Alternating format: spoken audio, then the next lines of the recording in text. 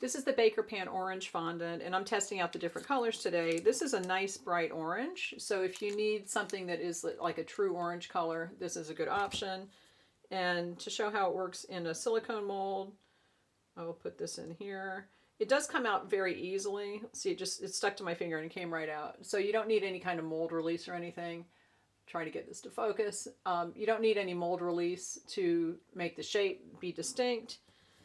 It does have a flavor that is like that artificial vanilla fondant flavor. There's nothing really super different about that. And be careful if it is kind of soft and squishy when you get it. If it's hot in transit, if it gets hot when it's being shipped, it's going to get melty. You don't want to open this package until it feels more like Play-Doh. So it's like a solid Play-Doh feeling. Once it gets to that stage, you can open it and use it, but don't open it when it's really hot. And if you get it and it feels really soft and squishy, stick it in the fridge for a while to harden it up before you actually use it.